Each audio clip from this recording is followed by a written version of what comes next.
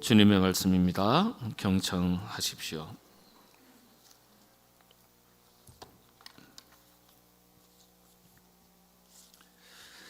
그러나 베드로가 저주하며 맹세하되 나는 너희가 말하는 이 사람을 알지 못하노라 하니 닭이 곧 두 번째 울더라. 이에 베드로가 예수께서 자기에게 하신 말씀 곧 닭이 두 번 울기 전에 네가 세 번 나를 부인하리라 하심이 기억되어 그 일을 생각하고 울었더라.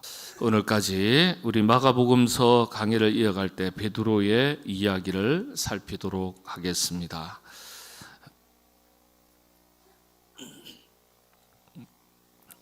주님을 만나서 삶의 목적이 달라지고 인생의 새로운 길을 걸었던 베드로의 이야기를 통해서 영적인 교훈을 함께 살펴보겠습니다. 성경의 언어 중에서 특히 하나님의 뜻을 분명하게 좀 더 쉽게 찾기 위해서는 성경의 언어 중에서 우리가 첫 번째로 주목해야 될 단어가 동사라고 그렇게 말합니다. 동사. 나는 학교에 간다 했을 때 뭐라고요? 동사가 어딜까요? 움직임을 나타내는, 행동을 나타내는 단어지 않습니까? 다 아시겠지만은 간다죠. 근데 이 동사를 보면 뜻을 분명하게 찾고 이해하기가 쉬워진다 그렇게 말합니다. 하나님의 뜻을 찾기 위한 방법으로서 베드로의 이야기 가운데 우리가 주목해야 될 동사가 5가지입니다. 베드로의 모든 풀 스토리에 대해서 살필 때 베드로의 이야기 전체에 기록된 5가지 핵심 동사가 있다 그렇게 말합니다. 첫 번째는요, 다니시다.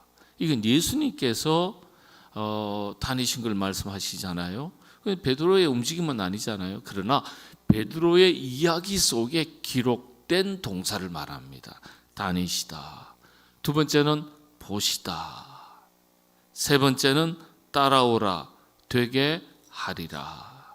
네 번째는요, 버리다. 다섯 번째는 따르다. 이 이야기가 예수님과 베드로가 만났던 그 이야기 풀스토리에서 아주 중요한 의미를 담고 있는 5가지 동사다 그렇게 말합니다. 어부에서 사도로 새로운 인생길을 걸었던 베드로에게서 우리가 얻게 되는 영적인 교훈 함께 살펴보도록 하겠습니다. 첫 번째 동사가 뭐라고요? 다니시다, 지나가시다가 이렇게도 표현되어 있어요. 성경에는 지나가시다가.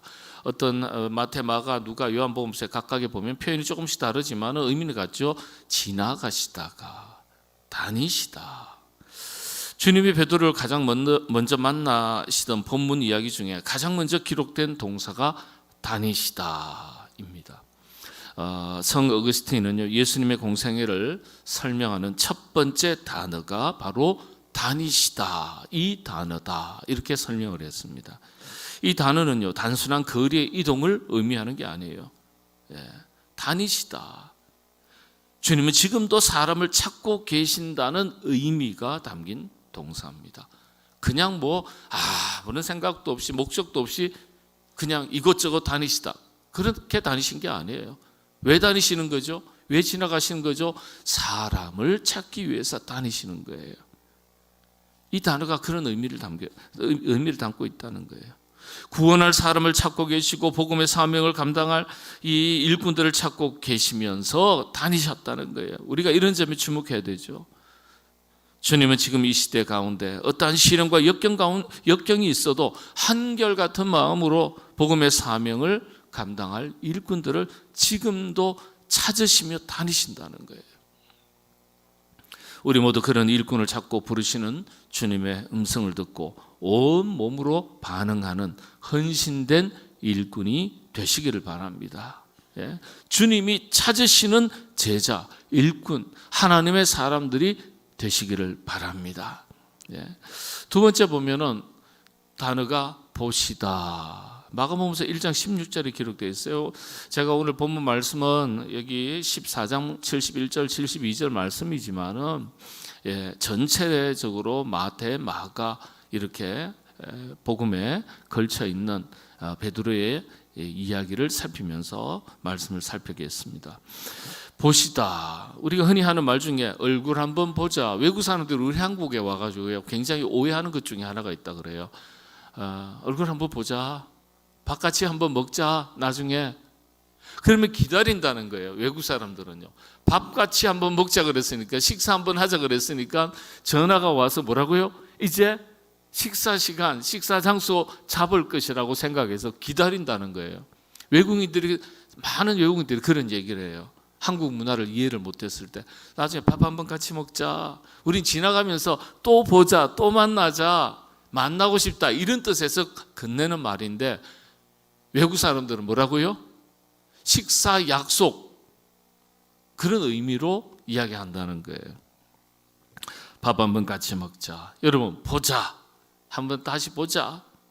식사 한번 같이 하자. 밥 먹자. 이게 무슨 뜻이죠? 만나자는 의미잖아요. 다시 만나자는 의미. 주님께서 그물을 던지는 베드로를 보셨다는 말씀은요, 베드로를 만나셨다는 뜻이죠. 여러분, 만나니까 역사가 일어나는 거예요. 만나야 역사가 일어나는 거예요. 여러분, 우리는 그리스도의 사람이죠. 주님을 제대로 만나셔야 합니다. 그런데 우리는요, 여전히 하나님을 만나는 것이 피상적일 때가 참 많아요. 주님을 분명하게 만나면 만날수록 우리의 인생이 달라지는 겁니다. 그런데 주님의 임재, 주님과의 깊은 만남에 대한 그런 경험이 부족하고 믿음의 확신이 부족합니다. 믿음의 분명한 확신이 없어요. 왜냐? 제대로 만난 적이 없기 때문에, 깊이 만난 적이 없기 때문에 주님의 임재에 대한 경험이 희미한 거예요. 그래서 우리에게 정말 중요한 것은 주님과의 깊은 만남, 주님의 임재를 경험하는 거예요. 여러분, 그리스도인으로서 우리 삶의 가장 큰 영적인 위기는 주님과의 만남이 희미하다는 거예요. 만남의 깊이가 얕다는 거예요. 이게 오늘 우리 그리스도인들에게 있어서 영적으로 대단히 취약한 부분입니다. 믿기는 믿지만은, 믿어온 세월이 길지만은 만남의 깊이가 약하다는 거예요. 만남의 확신이 없는 거예요. 그래서 베드로의 이야기 중에 핵심 교훈이 바로 주님을 깊이 만나는 것임을 기억하셔야 합니다. 우리가 해야 할 일 중에 가장 중요한 일은요, 하나님을 분명하게 만나는 일입니다. 사람과의 만남은 시간과 공간 속에서 직접적인 시각적인 물리적인 만남을 이야기하지만은요, 이 영적인 만남은 훨씬 더 고차원적이에요. 우리는 영적인 존재예요.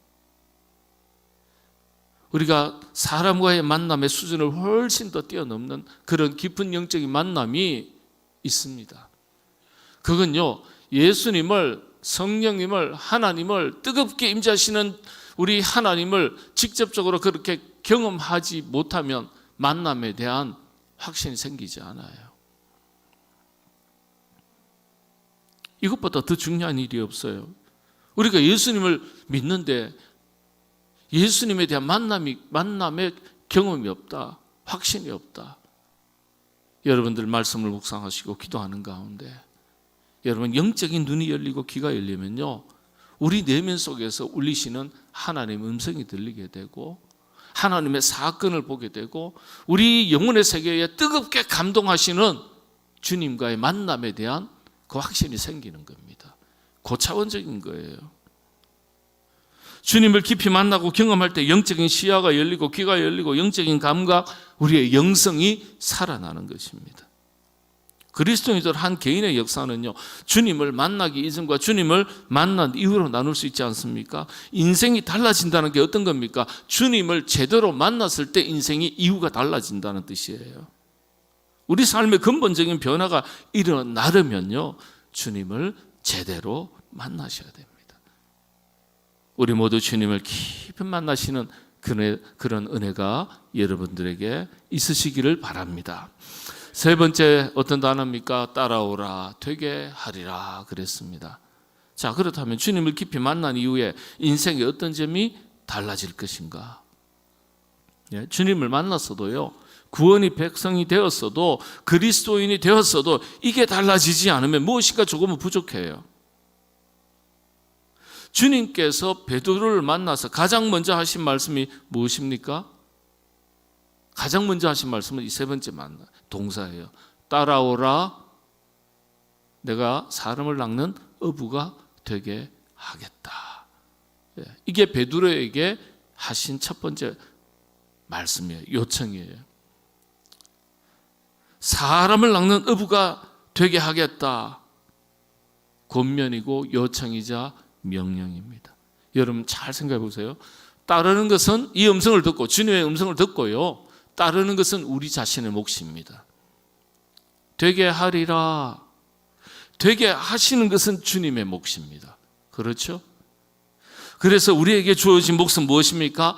주님의 음성을 듣고, 말씀을 듣고, 부르심을 듣고, 권명과 요청, 명령을 듣고 잘 따르는 것이 중요합니다. 주님을 잘 따라가면 우리는 사람을 낚는 일꾼이 되는 것입니다. 그렇게 되게 해 주시겠다는 거예요. 그런 일꾼이 되도록 하시겠다는 거예요. 여기에서 제자 훈련이 뒤따라가는 겁니다. 일꾼은 여러분 아무나 되는 건 아니잖아요. 된 사람이 감당하는 것입니다. 덜 된 사람이, 안 된 사람이 일꾼 되는 것 아니에요. 덜 된 사람, 안 된 사람이 당장은 일 잘하는 것 같아 보여도 일 다 망칩니다. 그래서 되게 하리라 이렇게 하신 주님 말씀에는요, 훈련시키겠다, 이런 주님의 의도가 함께 포함된 말씀입니다. 훈련시키겠다. 훈련의 과정을 통해서 일꾼이 되는 거예요. 제자 훈련에 그래서 가장 기초가 되는 말씀이죠. 이 말씀이 되게 하시겠다. 원래 제자라는 단어가요, disciple, 이 단어가 원래는 훈련받는 사람이라는 뜻입니다. 제자라고 번역하죠. disciple. 잘 훈련된 일꾼이 일도 잘하는 법입니다. 우리 선무당이 뭐라 그럽니까? 사람 잡는다는 속담이 있지 않습니까? 잘 훈련된 일꾼이 교회에도 유익하고 열매가 있습니다. 안 그러면 누굴 잡아요? 사람도 잡고요, 결국은 자기 자신도 잡아요. 교회도 잡아요. 웃을 일이 아니에요. 잘 훈련된 일꾼의 첫 번째 자세가 그래서 무엇입니까? 잘 따르는 것입니다. 따라오라, 되게 하리라. 따라오라, 잘 따르는 게 뭡니까? 순종입니다. 근데 여러분, 대부분 그리스도인들이요, 대체로 자신이 부족하다고 말하면서도 훈련이 부족하다고는 별로 생각하지 않아요. 이 정도면 난 훈련됐다고 생각해요. 훈련이 부족하다고 별로 생각 안 해요. 그러니까 우리 자신을 잘 객관적으로 들여다본다는 것, 자기 자신을 깊이 성찰한다는 것은 대단히 중요한 것입니다. 여러분들 주님을 잘 따르는 훈련된 제자요, 하나님의 일꾼들 다 되시기를 바랍니다. 주님께서 베드로에게 하신 말씀 중에서 세 번째 이 동사를 통해서 주님의 말씀의 의도를 다시 한 번 더 생각하실 필요가 있습니다. 무엇을 위해서 따라오라는 것입니까? 이런 사람 되게 하겠다 하신 말씀, 이게 어떤 겁니까? 우리의 삶의 목적을 바꾸라는 의미가 주님의 요청이 담긴 말씀이에요. 우리의 삶의 목적을 바꾸라. 어부 베드로가 사도 베드로가 되었습니다. 어부가 사도로 바뀌었다는 말이 무슨 의미입니까? 인생의 새로운 길을 걷게 된 것이죠. 인생의 새로운 길이라는 게 어떤 겁니까? 다름 아니라 삶의 목적이 바뀐 것을 말합니다. 목적이 바뀌니까요, 관심이 달라집니다. 보는 것도 듣는 것도 말하는 것도 다 달라집니다. 드디어 인생의 새로운 길이 열린 것입니다. 새로운 삶을 사는 거예요.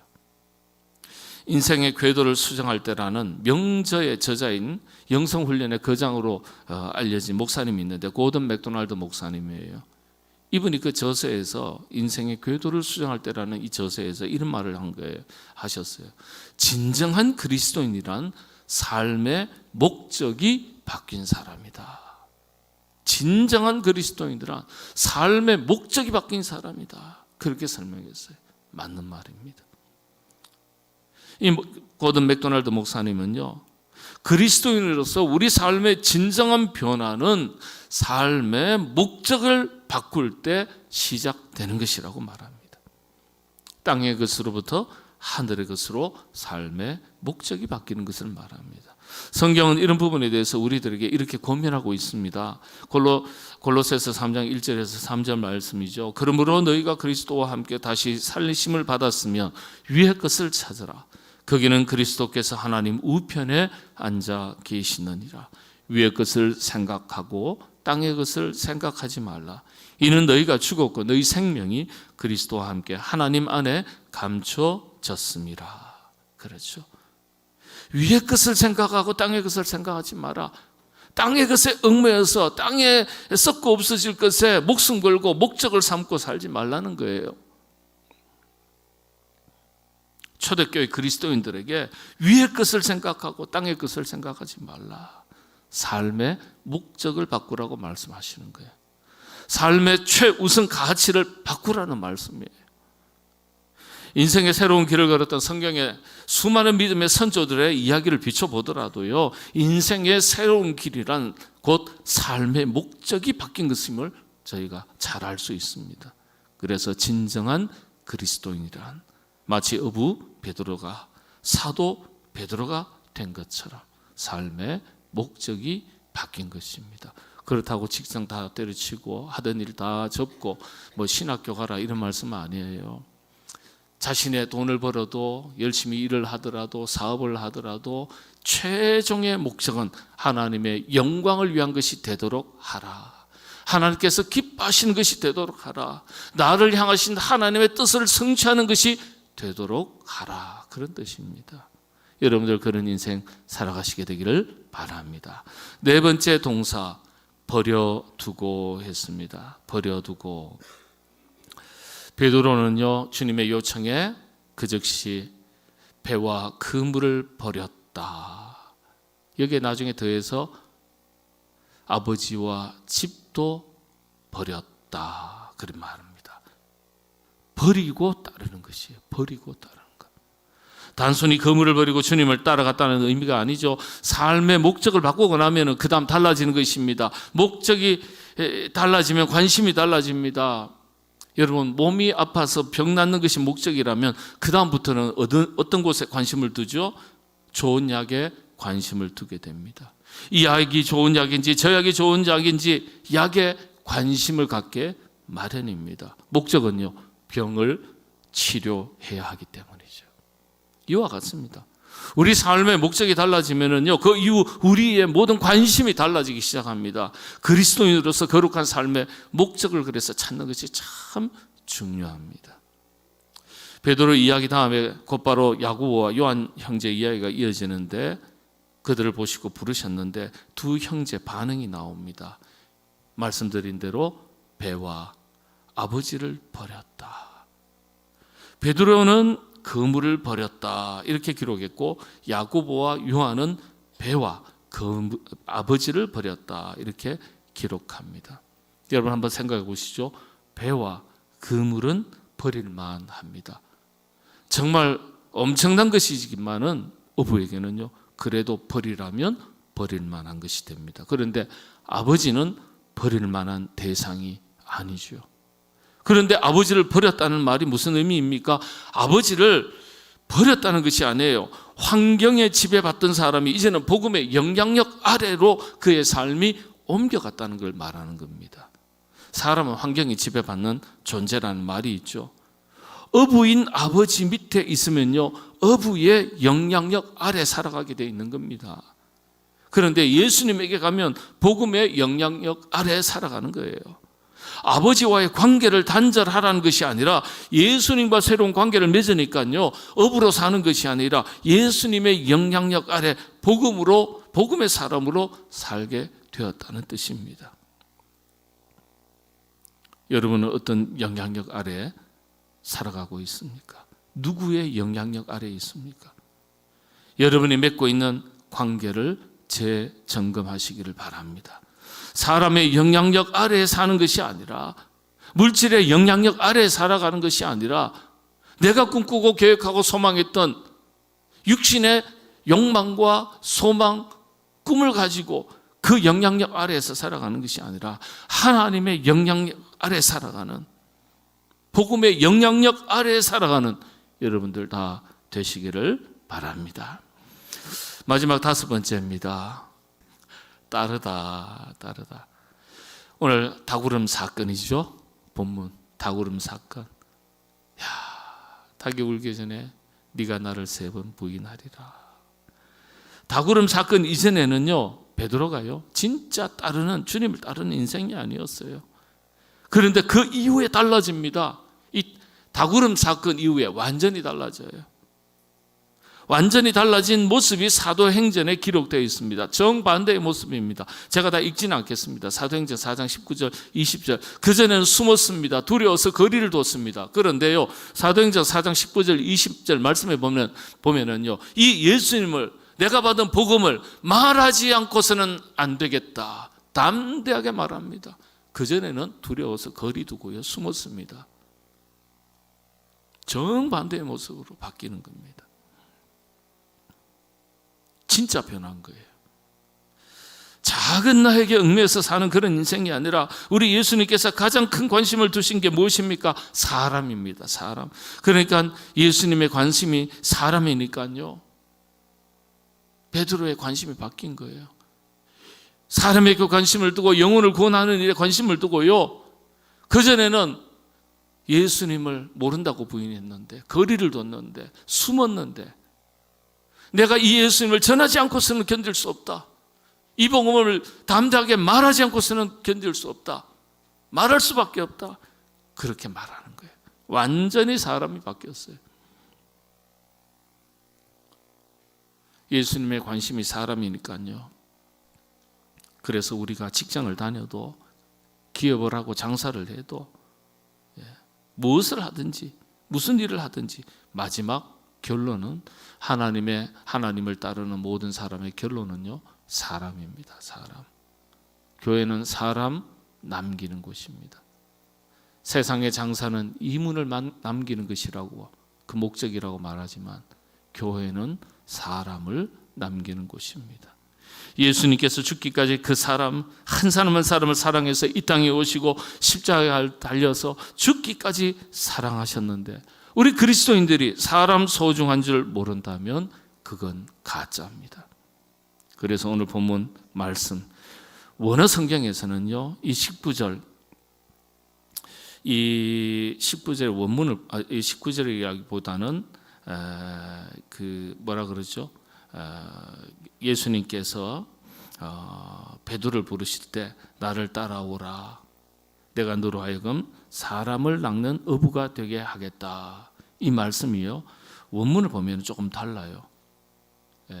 사람을 위해서, 그러니까 어부 일, 세상 일, 고기 잡는 일 다 그만두고 나를 따르라. 물론 베드로는 적극적으로 그렇게 했지만은요, 원래 이 구절은 히브리의 원문을 보면 이렇게 되어 있습니다. 사람을 위해서 물고기를 낚는 사람이 되도록 하겠다. 직업을 바꾸라는 얘기가 아니에요. 자신이 하던 일의 최종의 목적, 사람을 위한 것으로, 영혼을 구원하는 것으로 그 목적을 바꾸라는 뜻이에요. 그러니까 여러분, 직장 때려치시면 안 돼요. 사업 바꾸시면 안 돼요. 하시던 일 그대로 하시기 바랍니다. 그런데 그 일을 하는 최종의 목적이 뭐라고요? 사람을 살리는 일, 영혼을 살리는 일, 크기에 목적을 두라는 뜻입니다. 그런데 베드로는 아예 적극적으로 직업까지도 바꾼 것입니다. 목적은 그러나 사람을 위해서, 영혼을 살리는 일에, 생명을 살리는 일에 관심을 두고 살아가는 것, 그런 인생이 되도록 하시겠다는 말씀을 베드로가 가슴에 담고 주님을 따랐더니 위대한 사도가 되었던 것입니다. 그래서 여러분, 교회와 성도의 최대의 관심은 사람에게 두셔야 합니다. 영혼을 살리는 일에, 생명을 살리는 일에 두셔야 합니다. 이건 놓치면 하나님은 책망하십니다. 교회만 책망하시겠습니까? 우리 자신이 성령이 거하시는 하나의 거룩한 전이기 때문에, 작은 교회잖아요. 우리를 향해서도 주님 책망하시는 거예요. 인생의 새로운 길은 다름이 아니죠. 우리의 관심, 삶의 목적을 바꾸는 것입니다. 베드로의 위대함은 부르심의 목적 앞에서 그 관심을 목적을 바꿨다는 데 있습니다. 금을 버리기가, 배를 버리기가 얼마나 어려웠을까요? 그럼에도 불구하고 배와 그물에 더 이상 관심을 두지 않았습니다. 말씀드린 대로 어부의 최대의 관심은 무엇입니까? 물고기입니다. 그 다음으로 고기 잡는 배입니다. 그 다음에는 그물입니다. 어부의 최고의 가치는 무엇입니까? 행복의 기준이 무엇입니까? 물고기를 잡는 거예요. 물고기를 잡는 게 중요하니까 그 다음에는 배가 중요하고 그 다음에는 그물이 중요한 거예요. 관심 따라 순서가 다 달라지는 겁니다. 삶의 우선순위가 달라지는 거예요. 왜 우리가 신앙생활 10년, 20년, 30년을 해도 변화가 없느냐? 목적과 삶의 목적과 관심이 바뀌지 않아서 그런 거예요. 여러분, 목적과 관심이 달라지면, 바꾸면 포기해야 될 것과 쫓아야 할 것이 아주 분명해집니다. 여러분, 우리가 취미생활을 해도 관심이 다르면요, 취미도 서로 다릅니다. 관심을 바꾸면 집중하는 게 달라져요. 자, 여러분, 우리 모두 우리가 가지는 관심이, 삶의 목적이 언제나 하나님을 기쁘시게 하고 사람을 기쁘게 하는 것이 될 수 있기를 바랍니다. 사도 바울의 고백 역시 마찬가지죠. 갈라디아서 2장 20절, 사도 바울의 신앙 세계를 한마디로 요약한 성경 구절이라고 말합니다. 내가 그리스도와 함께 십자가에 못 박혔나니 그런즉 이제는 내가 사는 것이 아니요 오직 내 안에 그리스도께서 사시는 것이라. 이제 내가 육체 가운데 사는 것은 나를 사랑하사 나를 위하여 자기를 버리신 하나님의 아들을 믿는 믿음 안에서 사는 것이라 했습니다. 육신으로서는 나는 죽고 내 안에 그리스도가 사는 것, 다시 말씀을 드리면 하늘의 뜻을 따라서 사는 것을 말합니다. 마치 어부가 사도로 바뀐 것처럼 자신의 삶의 목적이 바뀐 것을 증언하는 거예요. 사울이 바울이 된 것입니다. 사람이 진짜 바뀐 것입니다. 이스라엘 전통 가운데 사람이 바뀐 것을 외적으로 표현하는 방법 중에 하나가 이름을 바꿔서 부르는 전통이 있습니다. 이건 성경의 오래된 전통이에요. 아브라함이 아브라함이 됐습니다. 세라가 뭐라고 했어요? 사라가 됐습니다. 야곱이 뭐라고 됐습니까? 야곱이 이스라엘로 이름이 바뀌어졌습니다. 네. 그리고 뭐라고요? 사울이 바울이 된 겁니다. 마찬가지예요. 교부 성 어거스틴은요, 사도 바울이 진짜 바뀐 시점을 이 고백을 했던 시점이라고 지적합니다. 평가해요. 만나기는 다메섹 도상에서 사울이 주님을 만났지만은 내면 세계와 외적 현실의 삶이 완전히 뒤바뀐 시점은요, 이 고백을 드렸던 시점이라고 말합니다. 진짜 바뀐 걸 말합니다. 말씀을 마칩니다. 인생의 새로운 길은 삶의 목적이 바뀌는 것입니다. 하나님께서 기뻐하시는 것에 관심을 둘 수 있기를 바랍니다. 사람 살리는 거룩한 삶의 목적을 가지고 살아가시는 여러분 되시기를 바랍니다. 보람 있고 더 가치 있는 일에 관심을 두고 삶의 목적을 두고 살아가시는 여러분 다 되시기를 바랍니다. 그게 인생의 새로운 길입니다. 이렇게 살아가는 자에게 주시는 하늘의 상급, 면류관, 생명의 면류관, 의의 면류관, 영광의 관이라고 성경은 분명하게 가르쳐주고 있습니다. 다니엘서 12장 3절의 말씀 함께 읽겠습니다. 지혜 있는 자는 궁창의 빛과 같이 빛날 것이요 많은 사람을 옳은 대로 돌아오게 한 자는 별과 같이 영원토록 빛나리라. 아멘. 이 은혜가 여러분들에게 넘치시게 되기를 바랍니다. 기도하겠습니다. 하나님, 인생의 새로운 길을 걷고 싶습니다. 직업이 바뀌고 꿈꾸는 것이 바뀌고 계획하는 것이 달라지는 것이 아니라 주님께서 보여주시고 주님께서 걷게 하시고 주님께서 걸어가셨던 그 길을 따라서 사람 살리는 일에, 영혼 구원하는 일에, 우리가 하는 모든 일들을 통해서 우리 삶의 최종의 목적이 달라지는 하나님, 그런 삶을 살아갈 수 있도록 우리를 인도하여 주시옵소서. 예수님의 이름으로 기도하옵나이다. 아멘.